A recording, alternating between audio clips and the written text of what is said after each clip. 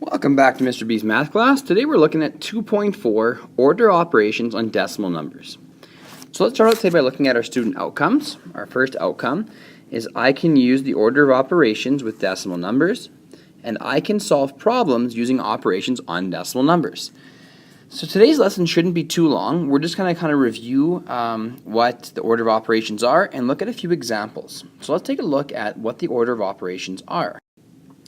So when we're looking at the order of operations, what that's actually saying is that if we're going to solve a problem, we need to first look at our brackets and solve our brackets first. Then, once we've taken care of all of our brackets, we'll divide from left to right. And then once that's all done, then we can add and subtract. Now, this is a pretty easy way to remember, and if you want to remember it that way, that's fine. But you might also have heard of BEDMAS. So I'm just going to use this as well, just because this will be a nice refresher of what order of operations are, and it's kind of a good indication of what you're going to be looking at when you get to grade 8. So it's the same idea. If you write BEDMAS down, it is exactly the order of operations. So B in BEDMAS stands for brackets, but I just wrote an E by accident. Brackets. Now the E is something we're not going to get to a little bit later on, but that stands for exponents. Now we won't be doing that at all today, but that'll be a little bit later. Then we've got divide and multiply. And those are actually grouped together. And then add and subtract. And those are also grouped together. And like I said, this one you work from left to right. And when you, as we said from above, when you add, subtract, you work left to right. So BEDMAS is the same thing as what we were working on up there. It's just one way to remember it, as BEDMAS or just the order of operations. So whatever way you prefer, just remember we do brackets first, then dividing from left to right, and then add and subtract from left to right. So I know it's a little bit to throw at you here, but let's actually look at this and take a look with an example using it. So in our first example, we've got in brackets 0.75 subtract 0.5 multiplied by, and then in brackets 4.2 divided by 0.6 plus 7.3 subtract 1.2. So if you remember, the first step when we're doing order of operations is we need to do our brackets first. So when we look at our brackets, we're going to start here with this one, which is 0.75. So maybe we'll just kind of put a 1 here for the first bracket. 0.75 subtract 0.5. So we'll start with that one first, just because it's there. 5 minus 0 is 5, and 7 minus 5 is 2. The decimal comes down, and there we have our first one. And then our second bracket, it says 4.2 divided by 0.6. Now, we know that that's there, so we got to rewrite it the proper way. If we're doing our division of decimals, we know that 0.6 is our divisor, and 4.2 is our dividend, so we're going to put it inside here. We know right now that we have two decimal numbers, so that means that if you remember, we're going to jump the decimal all the way to the right for our divisor, which makes it 6. And we do the same number of jumps in our dividend, so we move it 1 over here, and we have 42. And now we're just going to divide into it. Now usually we'd have to do our long division here, but we can just ask ourselves, how many times does 6 go into 42? And we know that 6 goes into 42 7 times. So now we multiply 7 by 6, which is 42. We subtract, and we have 0. So that means that our answer is 7 for that bracket. So now we can actually put our answers that we figured out back into our equation. So in the first bracket, we found that the answer was 0.25, and it was being multiplied by the answer for 4.2 divided by 0.6, which was actually 7. And then we can quickly rewrite what's left over that we haven't used, our 7.3 subtract 1.2. Now we need to do our multiplication, right? Or our division from left to right. Now, really we have no division. We're starting on the very left-hand side, which is here, and we're multiplying. So I'm just going to multiply over here. So we have our 0.25 that's being multiplied by 7. So now we're going to solve our multiplication here. So we look here, 7 multiplied by 5, as we know, is 35. So we'll write a 5 there and put our 3 above our 2. And then 7 multiplied by 2 is 14, plus 3 is 17. Now we know from 2.2, sorry, I can't talk today, that because we have here 2 decimal jumps in our question, we have to do 2 decimal jumps in our answer, which gives us a final answer of 1.75.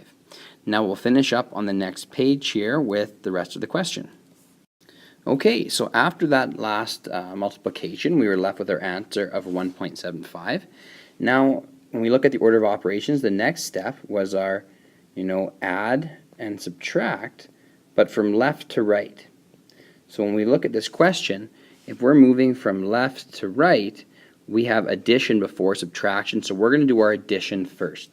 So we then have 1.75 plus 7.3. So when we add here, we make sure our decimals are lined up, and as you can kind of see, mine are close. I just didn't write it very straight. But we start with our decimals lined up and then just do our addition. So right here, 5, there's nothing below it. 5 plus 0 is just 5. 7 plus 3 is 10, so we put a 0 there and our little 1 on top. And then 1 plus 7 is 8, plus the other one on top is 9. And then we just move our decimal down, and we get 9.5. And now that we've got our 9.5 for that value, we can bring down that 1.2 because it's being subtracted as our last number. And when we have, I'll just do it over here, we have 9.05 subtract 1.2. Again, we line up our decimals. 5 minus 0 is 5. We can't do 0 minus 2, so we're going to borrow. And we have 10 minus 2, which is 8. We move our decimal down right there. And 8 minus 1 is 7. So we have a final answer of 7.85. And that's all there is to it. So let's take a look at another example. So this example obviously maybe is a little bit shorter than the other one, but again, we start by looking first and asking ourselves, are there brackets? When we look in this question, there are none, so we can ignore that and move right on to the multiplication and division. When we look here, remember we're moving left to right, so we can see there's a multiplication there, but we have to move from left to right, so we're going to start with our first one, which is that 2.5 multiplied by 6, or 6 times 2.5. Either one will work here. So we multiply that first. 6 multiplied by 5, as we know, is 30. 6 times 2 is 12, plus 3 is 15. We move the decimal 1 spot there, which means we're moving the decimal 1 spot here. And that means that 6 times 2.5 is in fact 15. We know that the second multiplication division here is 0.1 multiplied by 3. So we'll start with that now. So 3 times 1 is 3. 3 times 0 is 0. We have 1 decimal jump there. So we have 1 decimal jump here. And our answer is 0.3. So the next step, I'm just going to draw a line there. We have our add and subtract from left to right. Well, when we look at our question, we've already taken care of this side and this side. All we have left is that subtraction there. So we just subtract what we got from our last two operations. So the product we got here from those two was 15, and it subtract 0.3 that we just got over there. So if we write, now even though this might be easy to get just off the top of our heads, we're still going to write it down just in case. So we have our 15, and just for argument's sake, I'm going to make that 15.0. And remember, we have to line our decimals up, so we have 0.3.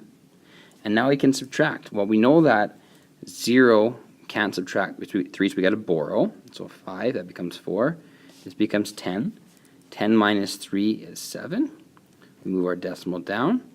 And then all we have left is 14 minus 0, which is just 14. All right, and for our last example, we're just going to take a look at a problem-solving one because you might see a couple of these on your assignment. So the first thing you want to do before you even start doing one of these problem-solving questions is highlight the important information. So it says, Thomas is going on a trip to Boston and needs to buy some songs to make a playlist. He buys 4 Taylor Swift songs at $1.87 each. He buys 3 One Direction songs for 87 cents each, and 5 tracks of Mind Diamond for 35 cents each. After he has it all totaled, he has a $5 gift card which he can put towards it. So how much does he need to pay? So I think we need to make sure we take this information and I'll write it as a question.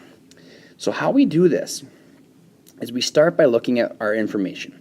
So we know we have 4 Taylor Swift songs at $1.87 each. We can write this like this: 4 multiplied by 1.87. We'll then add this with 3 One Direction songs at 87 cents, so 3 times 0.87. He's got 5 Mind Diamond, so we're adding that again for our total. 5 Mind Diamond times 35 cents per copy. Then when we look at the very end, when we have this total amount, he has a $5 gift card, which means that he's going to be getting $5 off. So now our question looks like this. We put the important information in brackets that we've got to find out first before we can add them together. And at the very end, we have our subtraction. So we're going to look first at our order of operations, and do we have brackets? And the answer obviously is yes. So we'll start with bracket number 1 right here. So we have $1.87 multiplied by 4. So we do our work. 4 times 7 we know is 28 plus 2. 4 times 8 is 32 plus 2 is 4. We add our 3 up here, and 4 times 1 is 4 plus 3 is 7. And we know that because we have 2 decimal jumps here, we have 2 decimal jumps here, and our answer is $7.48 plus our second bracket, which when we look at it is 87 cents multiplied by 3. So we do our work again. 7 times 3 is 21. Put our 2 above our 8. 3 times 8 we know is 24. Plus 2 would be 26. Now when we look at our number with the decimal, it has 2 jumps there. So that means in our answer we dump 2 jumps. So that means that we have 7.48 plus our new number is 2.61. Plus, now we look at our third bracket, and when we write this down, we have 0.35 or 35 cents multiplied by the 5 tracks.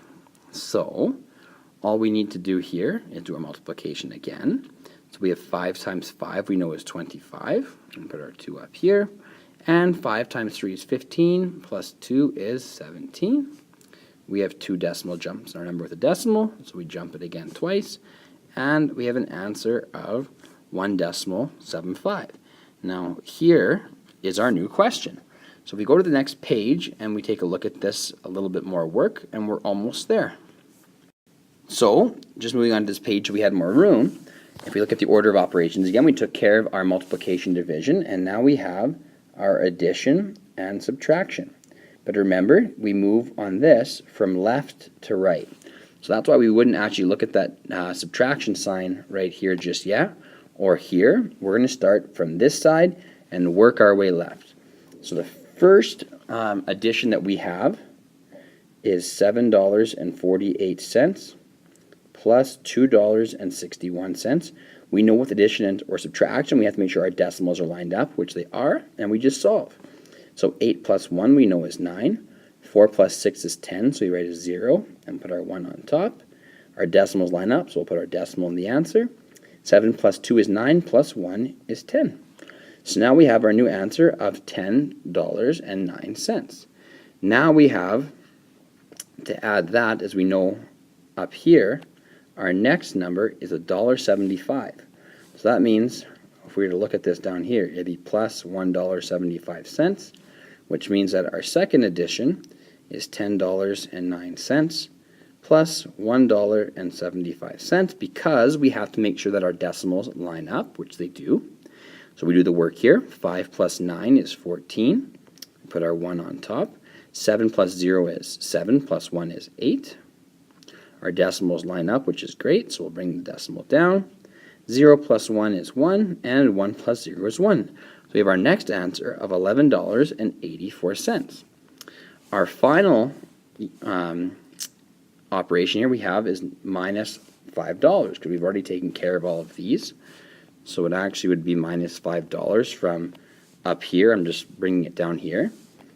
And just so I can get the work separate, our last step, which is our subtraction now, so I'll write a 3 here, so what we're doing, is we're going to take our total that we found so far and do the last step of subtraction. So we have our $11.84, and we are going to subtract $5 from it. So we've got the decimals lined up again, which is fantastic, and we just do subtraction. So 4 minus 0 is 4, 8 minus 0 is 8, the decimals line up.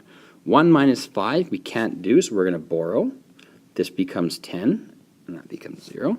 And 10 minus 5 is 5, and there's nothing else here. So our final answer is Thomas is going to have to pay $5.84 for his purchase. So that's it for today, guys. I know there was a longer video than I thought, but really it's just 3 examples and just making sure that you're patient and making sure that you're following the order of operations correctly. And when you're reading problem solving, picking out all the key information. But other than that, that's it, and I'll see you tomorrow in class.